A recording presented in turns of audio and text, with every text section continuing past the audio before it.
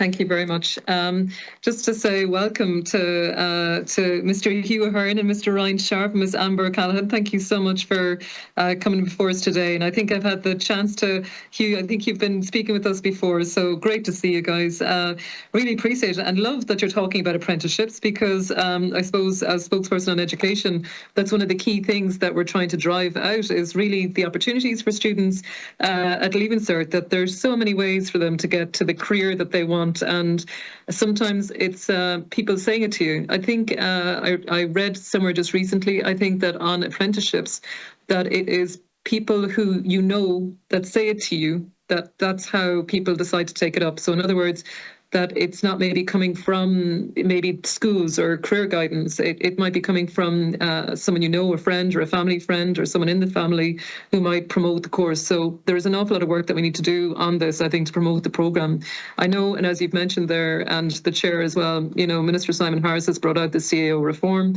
Of course, that's now going to have the apprenticeships, along with all our further and higher education. So, you know, I think you were mentioning, Amber, was it that there was different PLCs and that you might have a choice of doing PLC courses to try something out? I mean, this has been a bit cheeky. I don't know if we all still know what we're going to be doing. There's going to be 2 or 3 jobs or careers that people will have in their lifetime. So I think what I would love to see in Leaving Cert, and I think it was said very well, and I think, again, it was that expert group for future skills needs last week said that they wanted to develop a Leaving Cert and a secondary school experience that would leave people with the appetite for learning. And I thought that was a really great thing to say because in all ways, be it practical learning or be it in an academic way, but that people might come back in their 30s and 40s and consider doing more courses, and that we build a culture of lifelong learning.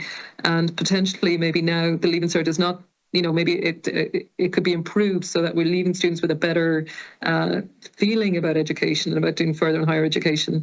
I suppose some of the questions I might have is just around the apprenticeships. So we have about 60 odd at the moment. There's another 18 been developed. You know, it's apprenticeship.ie, and we're trying to encourage employers to come on board. So part of what I try and do is, you know, talk to businesses and tell them about this program, and that if they're worried about staff shortages or recruitment and retention, and it could be in so many areas. It could be in hairdressing, or it could be in biopharma, accountancy, real estate, auctioneering. There are so many areas. I suppose if I was going to say to you, how would we encourage maybe employers to think about taking on a young student or a student of any age into an apprenticeship programme? So that's one question. What do you think would be a good way that employers might look kindly on taking on somebody? And I suppose secondly, just in the Leaving Cert programme there, you mentioned a little bit about career guidance counsellors. And I think, Ryan, if I'm correct, you were mentioning that counsellors, career guidance teachers are career guidance teachers and not counsellors, and counsellors are not career guidance teachers. So maybe is there some piece of work there that needs to be done? And the very last thing is just whether online, I know you mentioned about mental health supports and wellbeing. We spoke earlier in the session about supports there in terms of mymind.org and Turn to Me, I think .org as well. And, you know, the helpline number 50808. What are online supports like? Do you know of any friends or anyone that might have accessed, like, say, online supports when it comes to health and well-being that are out there to support students? Thank you very much. Okay, thank you, Sam. And if we could just get the 3 witnesses to keep within a minute, because we have to conclude at 1 o'clock for COVID compliance, okay? Or 2 o'clock for COVID, 2 p.m. for COVID compliance. Okay.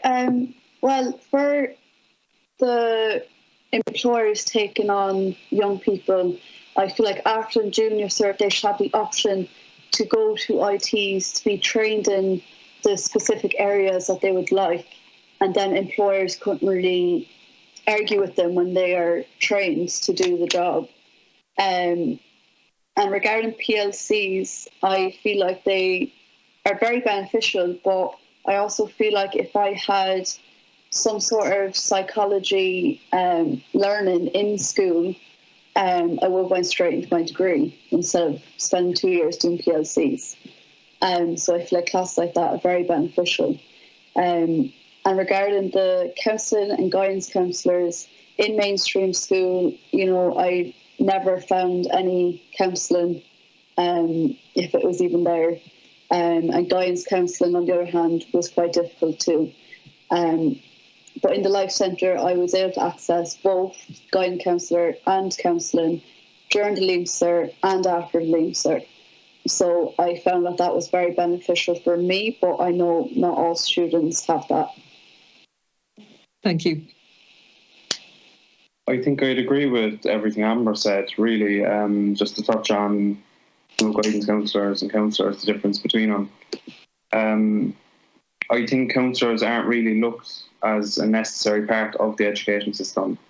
They're looked as kind of a side aspect that can help students in their own personal lives. But mental health affects every student in one way or another. It affects every single student in the Leaving Cert system and Junior Cert system. It should be taught in schools. It should be taught how to preserve your mental health. It should be more important in schools. It should be provided, I'd say.